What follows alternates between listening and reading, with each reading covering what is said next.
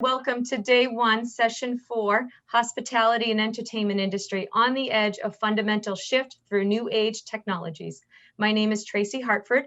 I am the Vice President for Client Services at Windover Construction, a full service construction management firm that works across a variety of markets, including hospitality. I am honored to be your moderator today and have this great opportunity to talk and ask questions of this esteemed panel. First, let me introduce you to Arma Rafat, Vice President of VDC and Technology for Windover Construction. Arma is a leader and expert in the use of the construction industry's most cutting-edge technologies, which help streamline projects and procurement. Arma, I'll give you a minute or two just to provide our guests a little bit more about your background. Hello, everyone. Excited to be with this great panel to discuss leading edge technology. I lead the VDC and technology team at Windover Construction. We focus utilizing digital prefabrication, BIM, laser scanning, drone mapping to improve efficiencies on hospitality projects and to improve how we build modular. And excited for this discussion. Thank you. Thank you, Arma.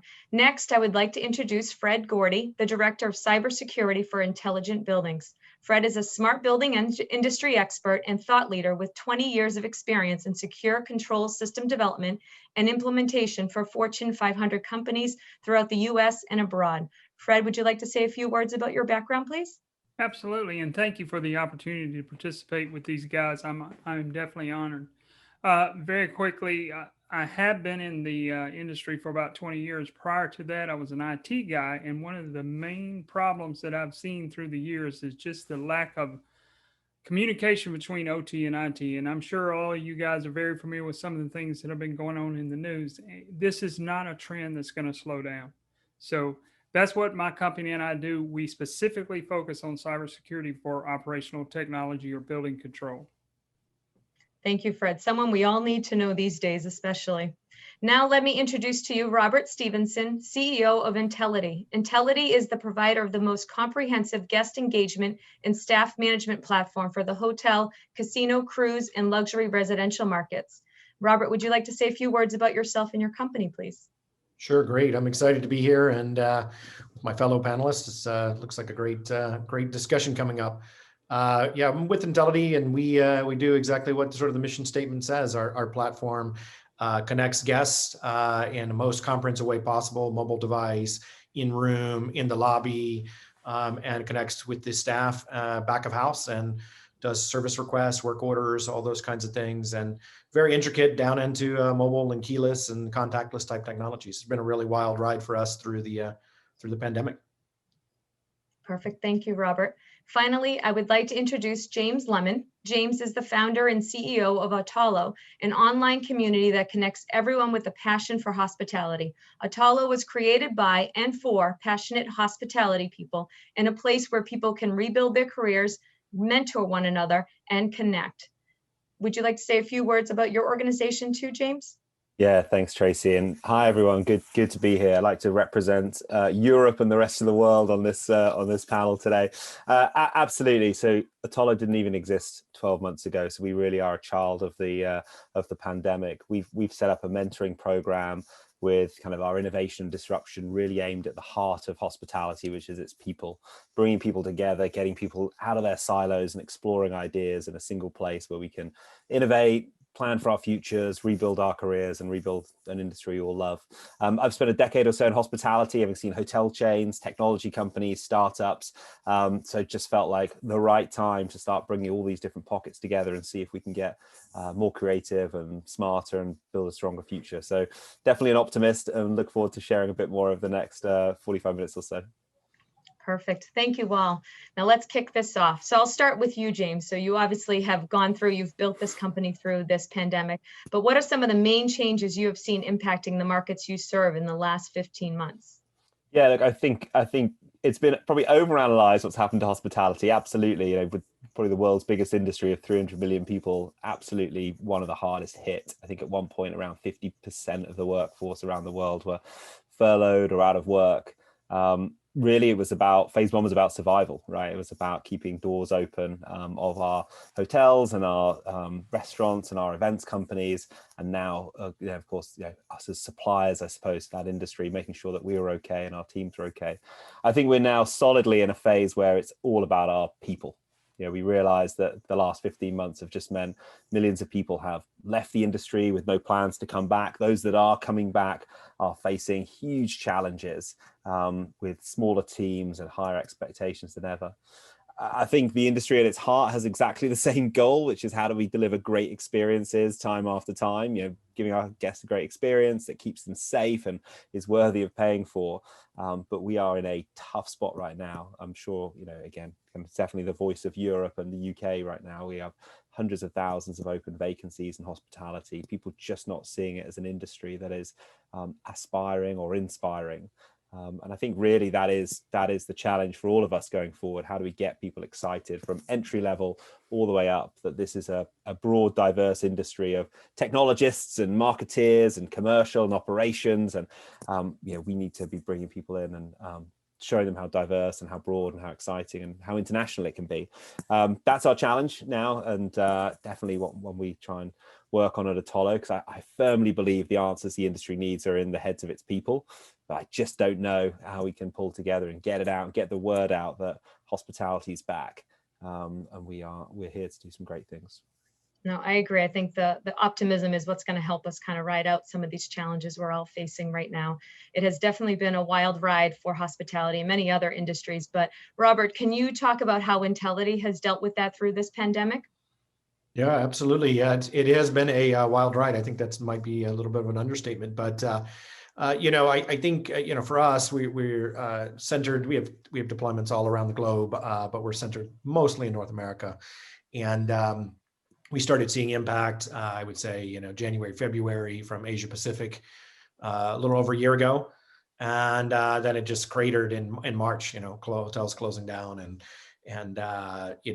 shuttering people and shuttering doors and furloughing people and everything else. And I think there was a point in April about a year ago where I think maybe about 5% of our properties were actually in some sort of form of communication with us. So, like complete IT shutdown and wow, we've got to do an update or something. There's nobody on the other end to receive the update, right? So quite a dire situation. And as you might imagine from an economic point of view, that's also very challenging, right? Hotels, when they're not open, they're not paying their bills, right? And we're a vendor to that community. So really, a lot of recovery since that point in time, roughly a year ago, working with hotels, working property by property, brand by brand, and understanding, what is the economic outcome here, right? Is this hotel potentially being foreclosed upon in the most dire situations, right? To situations where some have been able to survive, right? Like they got creative, they were able to bring in maybe frontline workers were staying at the hotel in June, July, August last year, working in hospitals and those kinds of things, and the hotel was doubling up for what it was originally intended for. And just going through one by one, hundreds upon hundreds of hotels, unique situations, in some cases needing COVID relief and needing relief from bills, and us taking that on. In some cases, they needed new features and new things to be able to track things. And we focus a lot on contactless and keyless, sort of capabilities, mobile. That really helped with the hotels that were trying to stay open. And guests and staff, they don't want them to, interact, right? Like this was, when every new outbreak, of COVID-19 was occurring, and everybody was like in paranoia state, right? When you have that contactless capability, that helped, right? So the ability to sort of like manage through both on the tech platform side, but also on the economic side. And we've seen it, we saw a nice jump up about, last summer. We saw some openings happening, summer travel season, some places, some touristy places getting some business. We saw another wave of lockdown in the last part of the year, and then another resurgence of openings really starting in January. And then just a huge amount of openings in March and April. Our entire hotel network is open at this point. Occupancies are climbing. Some are at 100% on the weekends, and some are still making their way up. RevPAR and some of the economic ways hotels measure themselves is still climbing. Room rates are climbing, but I think we're seeing a pretty aggressive snapback. And by the summer travel season, for us, I think we're expecting, pretty much full operation. So it's been tough. We furloughed people. We rejiggered our structure of who's reporting to who and who's dealing with what. A lot of people that were not on the front lines went to the front lines to, okay, work with this hotel, figure out what's going on. How can we help them? What do we need to do in terms of billing relief? What do we need to do in terms of their tax? Should we shut down their instances? Oh, here's a hotel over here that's going bankrupt, right? What do we need to do to get in line to maybe earn a couple cents on a dollar? And so it's been a full court press, but I'm pleased to see, we're basically out of it at this point, and the deluge of interest in our platform and contactless capabilities is just it's unprecedented, really. So wild time is definitely a way to sort of state it. And I'm excited to see. I mean, James is doing it. It's like, the hotel workers. It's one of the big problems that people have had, frankly, has been, hotels are opening up, and they don't have staff, right? We can't do stuff. Like, people are not excited about coming back to work, or they don't know. Maybe they're a new hire for the front desk or for food and beverage or whatever, and they don't know, right? Like, hey, is it okay to go work at a hotel? And so we're seeing a lot of question around that, and frankly, a lot of the resurgence and reopening is limited, frankly, by service industry professionals coming into hospitality.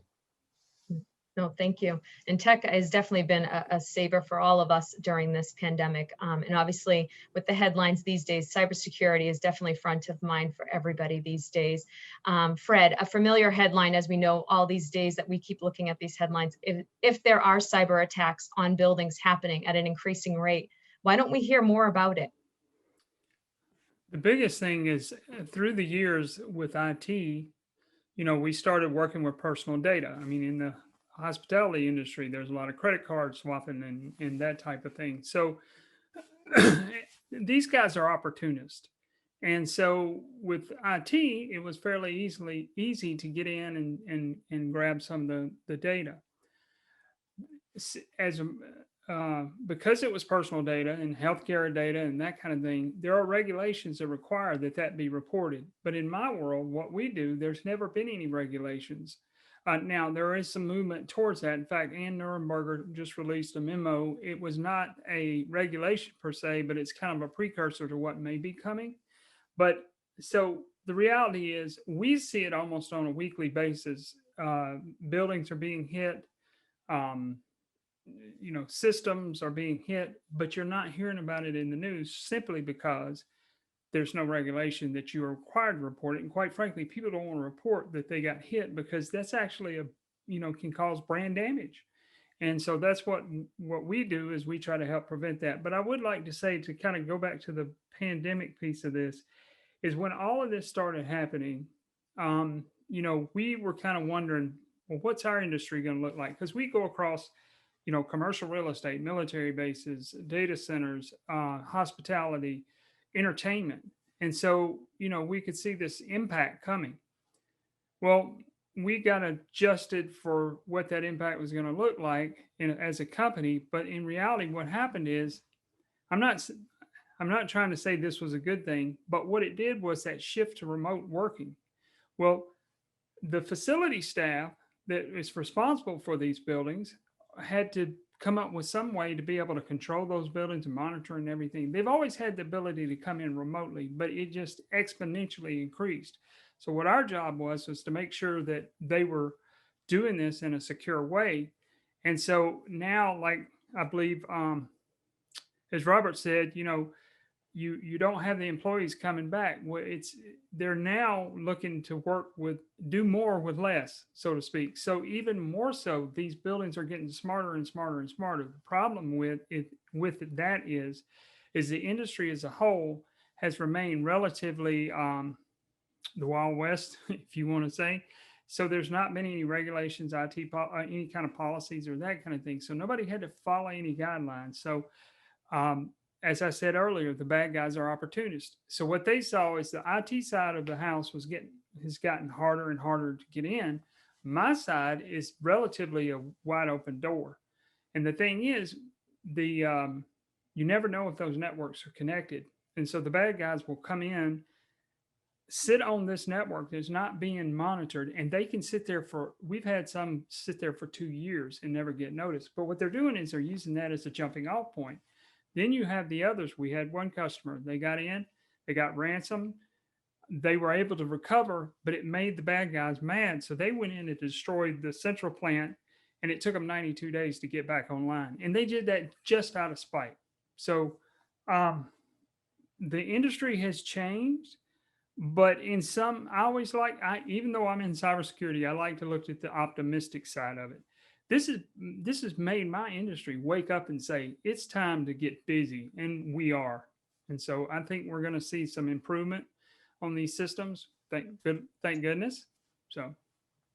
No, that's a good point. And I think these trends or this happening, I think technology has been a big key factor for many industries, and obviously for your industry, but also for construction. So I wanted to turn it to Armor to talk about some of the trends that we're seeing on the hospitality side of construction, maybe in construction in general, but also focused on hospitality. What are you seeing out there, Armor? That's a great point, Tracy. There are different components and different project types, but for the trends are renovations of existing projects and how we build new projects from the ground, speed to market. In renovations, we have seen in the last 15 months during the surge of COVID-19, how we've been helping clients. For example, restaurants who wanted to change the different activities so it matches a new day-to-day activities, and how we can work around their busy schedules and logistics elements, safety, how complex MEP coordination can be done utilizing laser scan. So we go into the existing spaces, and one of the ways we can expedite how we can do fast track renovation, for example, for a restaurant, is to laser scan all the existing conditions, which help us capture all the data we need in few hours and assist the design team to reach a good coordination plan. So speed to market, logistics, tight spaces, using technologies such as the Microsoft HoloLens and mixed reality to show clients how spaces will look like before it's done, which been helping with that. Another aspect that's for existing buildings, and one of them we've been working on a clubhouse, a historic one that has 120-year-old facade elements. We utilized laser scan of their facade and elements to help replicate those historic elements using 3D printing. For new buildings, we have noticed a new trend, which is we've been doing it for years, and building modular construction. Modular construction has been very helpful with hotels because it provides speed to market, save time on site, and has great quality because everything is made in the factory setting. It's greener, so it's everything that hospitality needs in terms of quality. We've been building different buildings with modular here in the New England area with great quality with modular, and all that comes with the modular with the MEP BIM coordination in the factory, which you can control the quality of it. So it's really being flexible with the technology, how we support. It's all in the hospitality. It's all about the guest experience and how we can enhance this. And it carry over. The project doesn't stop when we deliver it. It's actually before we close up ceilings and walls, we scan all the what's behind ceiling and walls. So the client and the facility manager of the hotel and the restaurant 10 years after that can know what's behind ceilings and walls to support their future facility maintenance. So we've been always trying to begin with the end in mind, because that's really helpful for future additions and facility maintenance. Thank you, Armor. Technology has definitely changed our industry and how we are able to service our clients, especially during this pandemic with minimal physical contact with people. Robert, I want to spin it back to you about what kind of changes have you seen hoteliers adopting in their digital strategies? Because obviously they're changing as well and connecting with their clients on that end. A great question. Thanks, Tracy. Yeah, I think I talked about it a little bit before. The concept of contactless engagement with guests has been a big thing during the pandemic, and it's going to continue. You see it, and when I say contactless, it's not just human to human, but it's like reducing touch points and surfaces. Everybody's gone to a restaurant at this point and done a QR code to get their menu and start ordering things. In some cases, you pull up a menu that you might even be able to just start checking out and ordering things right on your phone. That's really cool. The technology has existed for years, but it didn't exist in people's minds until, really the last year. And that's where we're going. And that's where we're, going to continue, right? So sort of contactless, reduction of surfaces, efficiency in sort of that realm of things. And then the second piece, Fred was talking about a little bit, James talking about a little bit, the lack of staff. So the situation of trying to optimize the back of house operations, right? How much can we do through ticketing software? How much can we do through smart intelligent systems, some AI driven stuff? So, hey, we're running a food and beverage operation inside of this hotel, and we've got all these menus and all this stuff hooked up to different POS systems. How can we make that and consolidate that, make that more efficient, right? Maybe we don't need 6 hamburgers, right? Like, could some algorithm spit out something that says we only need 4, and this is what they should cost, right? So systems on the back end, making life more efficient. Maybe less staff are required, or at least if there are the same level of staff as pre-pandemic, they can be utilized in other ways, more efficient ways, things like marketing, maybe direct guest engagement in some cases that they're going to have a higher impact for the hotel. And then in terms of the guest, it's pretty simple. You give them a choice, right? Like, you want to go down a digital pathway for your journey. Or do you want to go down, maybe you're an older guest, you don't want the hotel app, you don't want to go through all of that. You still just want to talk to somebody. You're completely vaccinated. You're comfortable with that. Great. Go down that path. But there's a lot of people that are going to embrace the efficiency. They're going to embrace the contactless nature. That I got a mobile phone. Nobody sneezed on my mobile phone but me, and all is good. And the hotels are really, really, really embracing that. And you can see it in cross travel beyond hotels, the entire journey, right? Like, you can go on to Google now and book a hotel, and you can basically plan your flights, and all that information gets passed into different apps. And we're going to be thinking about travel in a holistic sense and a digital guest experience from the beginning all the way to checkout, and even maintaining that relationship and digital means way into the future until next time you rebook or whatever you do. So it's just gotten more sophisticated, and it's going to continue to evolve. This use of more apps and systems and digital strategies, I think it's all important. Going back to Fred, because I think that's hot these days. What is the number one attack on building control systems? Because I see that as being an area of focus as well. Well, as I said earlier, there's not a lot of data out there to the general public about attacks on building control systems, but we've done thousands of assessments across the US, Canada, and abroad. And what I can tell you, it doesn't matter where I am, the number one attack that we've noticed is ransomware.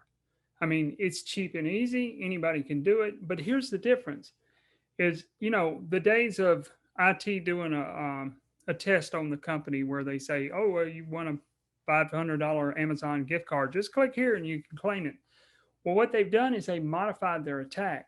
They are now going specific to facilities. We have seen things where they're using manufacturer names, and that's not something that's going to necessarily get you, but it would get a facility guy.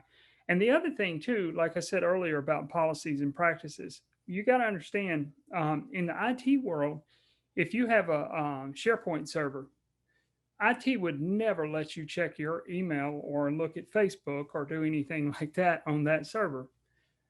In the facility world, I've got pictures time and time again where the application server, the thing that's actually controlling your building, monitoring things, keeping things up and going, is sitting on somebody's desk, and they sit down and they'll check their email on it. And that right there has cost. And I think I'm actually being conservative here. We, and I'm not talking about it at large, the ones we've been involved with, those simple click emails have cost in the tens of millions of dollars. And 100% of those could have been avoided had the guys actually been using their application server like an application server, which means you don't use it. So, but to go to the application thing, Robert made a comment about, the older guests and stuff. There's also a shift in this world is the guys that were responsible for the buildings, they could run a mechanical system with no thought. They don't need a computer. They can go in there and run it. And that's great. But the thing is they don't really understand the computer side.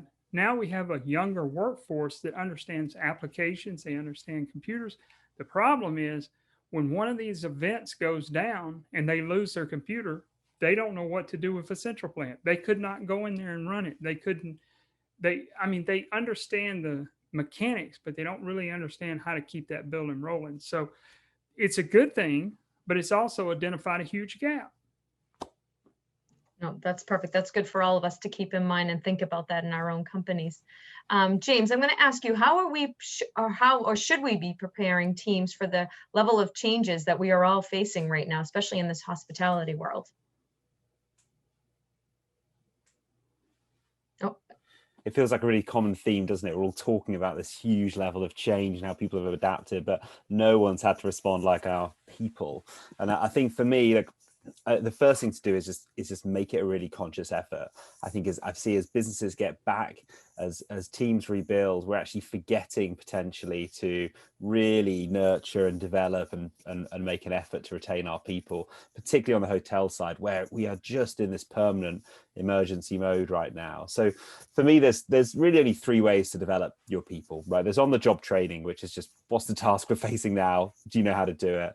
There's kind of more formal training, classroom training, taking videos, and then there's mentoring.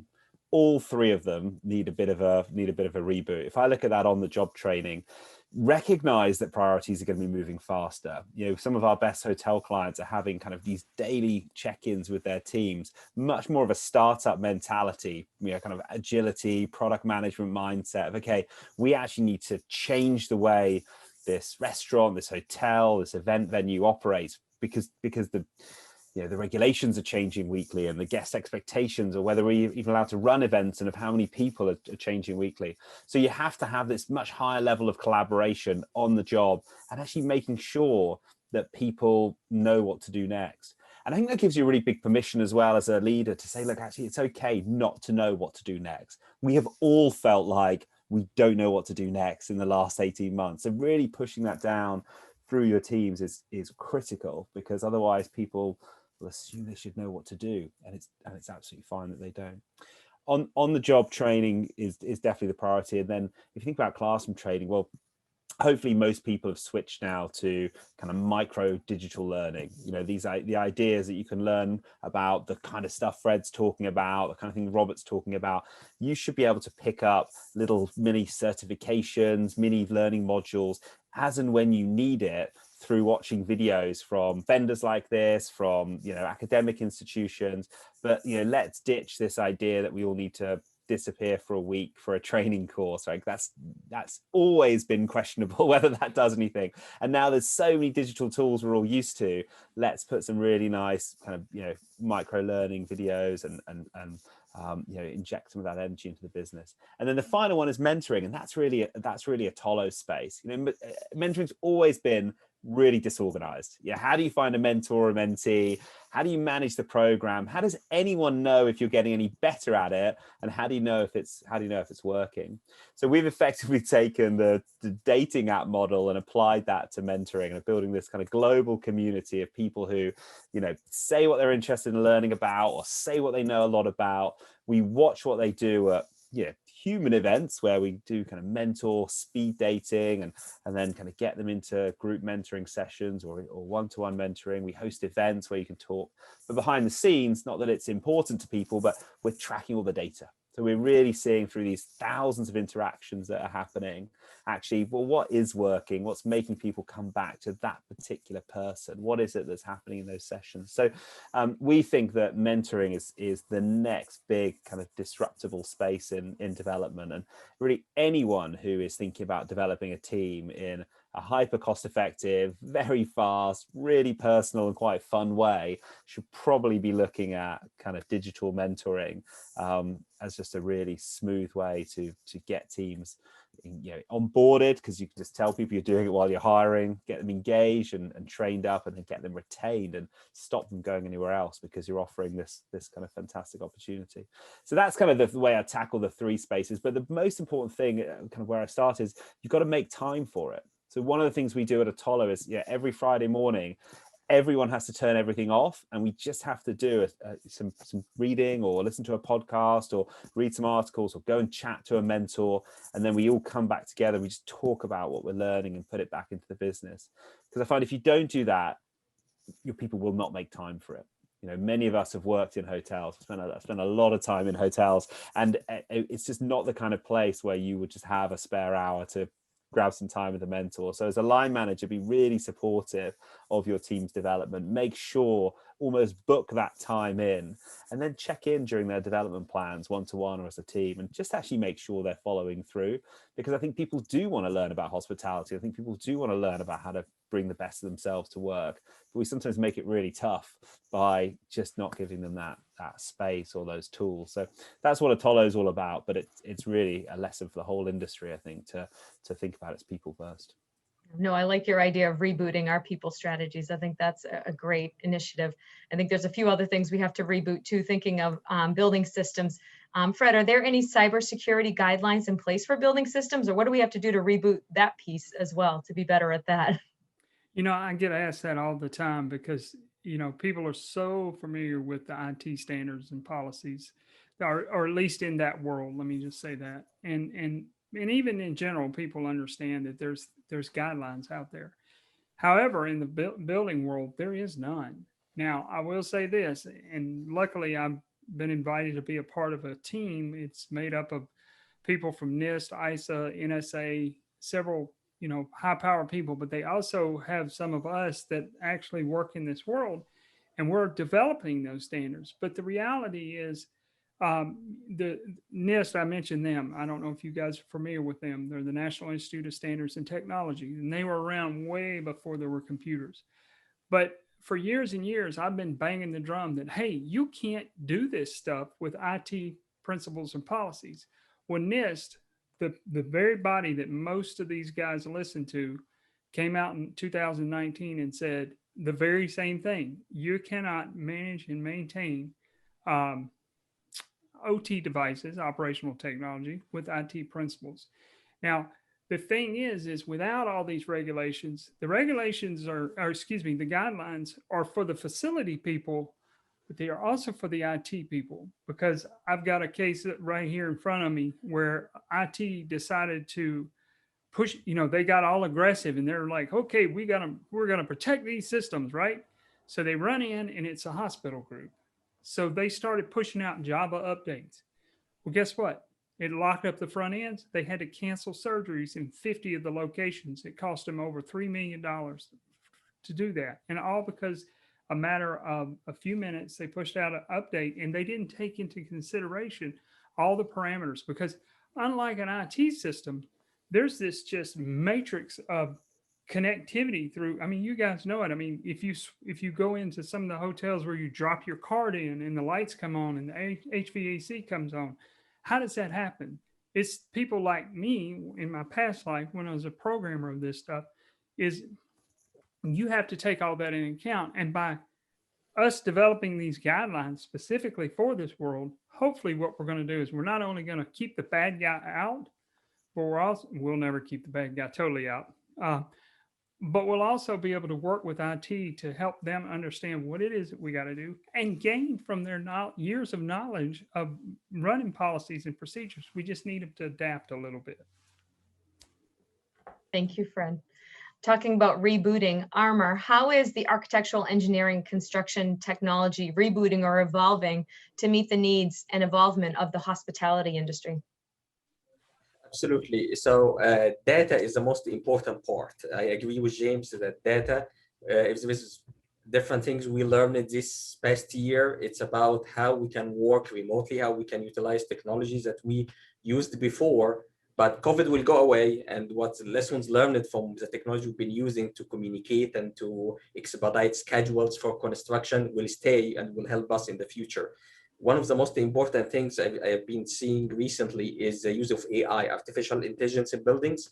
For example, helping facility managers inspect these busy buildings and casinos and hotels.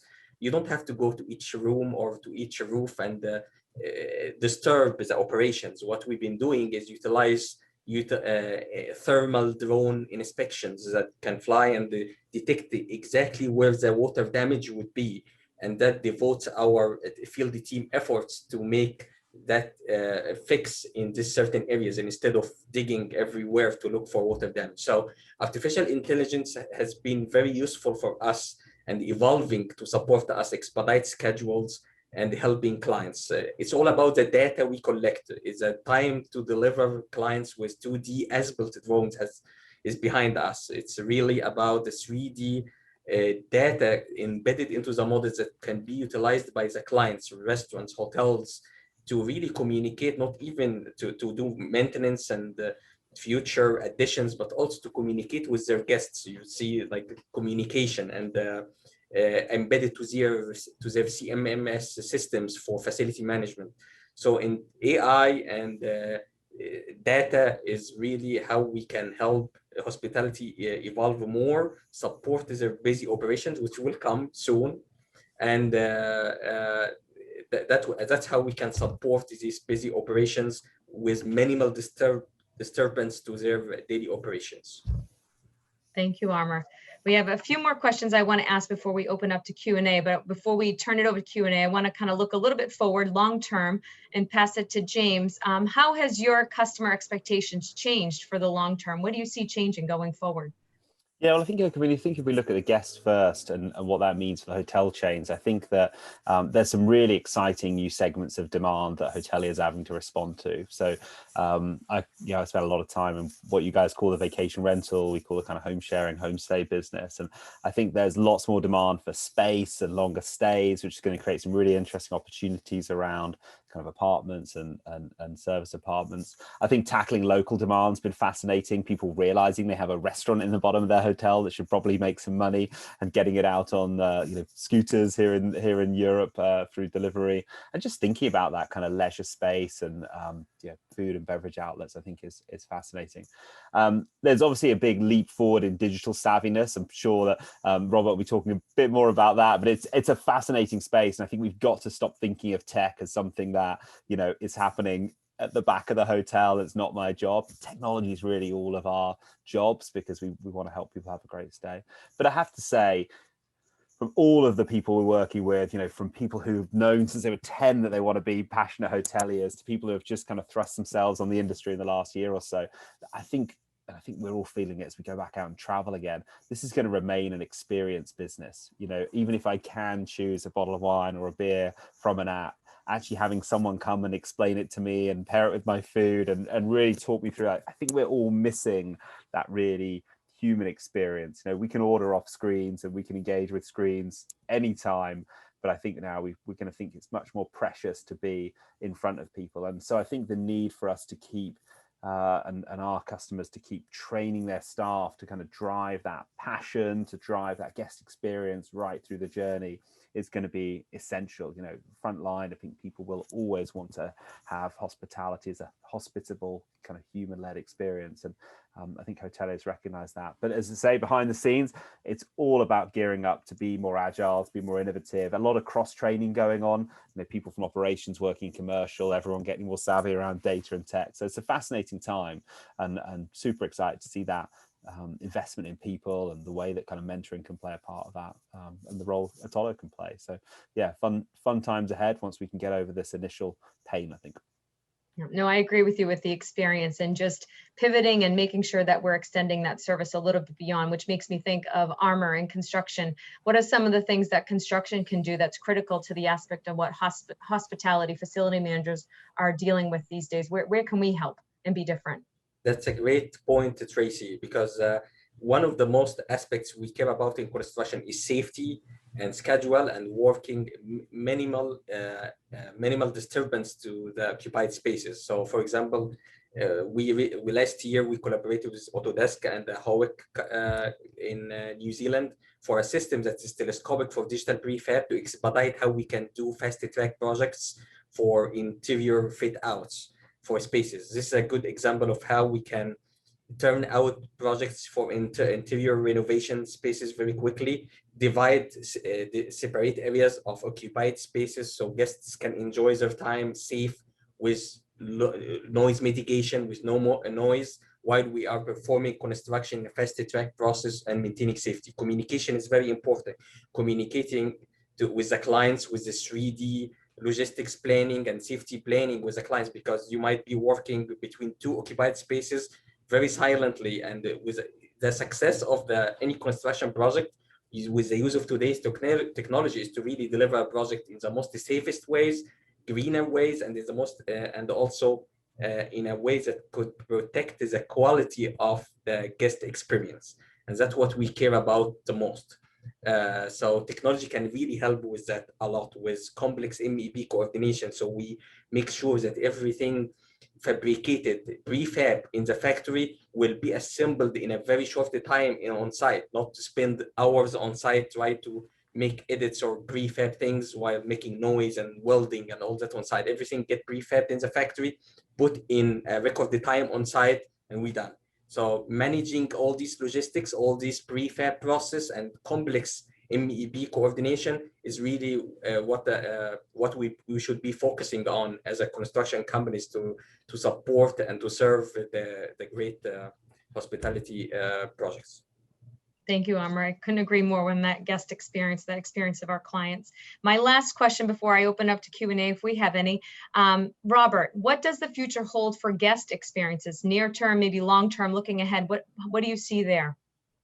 I think, my colleagues here on the panel have talked a lot about it. We've got to have great training and great mentoring and get our staff back and active.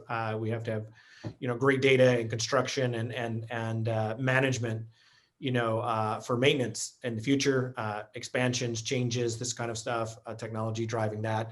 Fred, making sure everything's secure. It really is, guest experience is like a theater, right? People are putting down money. They want to go someplace. They want to experience something. Maybe it's a more relaxing, sort of intimate experience in a property, or maybe it's an outdoors thing where they're staying in a glam sort of tent sort of situation. Maybe they're literally out trekking to some amazing place and getting on the other end and putting their feet in the spa and just hanging out, right? There's a million things that people want to do, and guest experience is very broadly defined. And as you look at that, technology and the human element synthesizing to drive that theater, right? Make sure that people have a great guest experience. I think in the short term, it's the kind of stuff that we're engaged in, contactless, mobile, facilitating a digital, guide essentially to go with the guest along the journey. I think long term, we've talked about it in a couple of times here. We've talked about data and AI and facilitation of a great guest experience by supporting the staff, but also having some machine element drives and help make some decisions. And I think the travel experience, hotels and travel in general get a little bit dinged of like, oh, we're behind in technology, we're not cutting edge, so forth. But I think you're getting ready to see in the next 5 to 10 years, it's going to be really different. You're booking a trip and picking your hotel 10 years from now. It's going to be really fantastic. You're going to have way more options than you ever thought of. You're going to be able to do it all very simply and have a great experience and rinse and repeat, right? And when I say that, I mean not only a great vacation, but perhaps it's a business travel type of experience, right? Like I need to go to this city I'm unfamiliar with, and I need to be there for 2 days, and I'm going to be jet lagged, and blah blah blah, and still walking away from that going, man, that was simple. It was cool. I got to learn, or I got to experience something I didn't think of in my after hours. Man, I'm ready to travel again. Perfect. Thank you.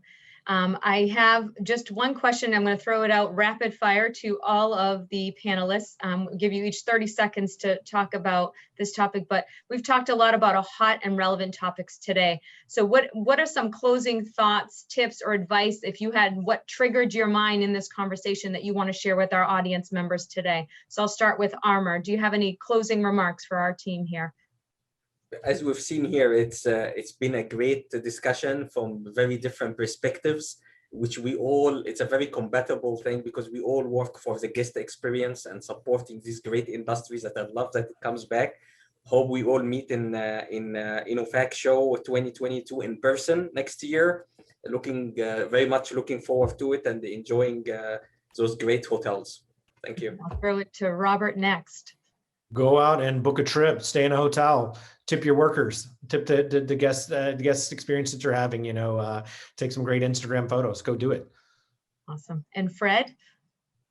So I'll always look at adversity as an opportunity. And, we've seen something happen to us that really changed our life.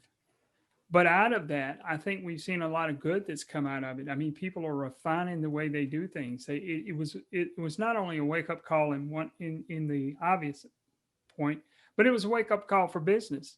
You know, it's time to change. It's time to be more efficient and to make the most of what you have. But at the end of the day, whether it be in the hospitality industry or commercial real estate, it is 100% about the tenant or guest experience. And at the end of the day, you want to attract them to your building, right? So this is an opportunity for all of us to make ourselves better. And finally, James, our people person. Yeah, absolutely. Look, I mean, just keep learning. This is such a diverse industry. I don't think anyone around this panel would have thought they would be doing their jobs now 5 years ago, 10 years ago, 15 years ago. This industry is always changing. It is made up of every job you could ever want to do. And so be a generalist. Get out there, meet loads of people, hopefully physically, as Robert says, get back out on the road and have some real experiences. But just drop people a note, grab 30 minutes with them over Zoom or Teams and just start learning what on earth is going on in the different pockets of this industry and of course around the world. That's the best way to plan your own career, get the most out of your work. Just keep learning. Perfect. Thank you all. Thank you to our guests. Thank you to Armor, to James, to Fred, and to Robert. Really appreciate your time and your expertise and sharing your tips with us all. Thank you so much and enjoy the rest of your conference, everyone. Thank you. Thanks for having us. Yeah. Bye. Thank you, everyone.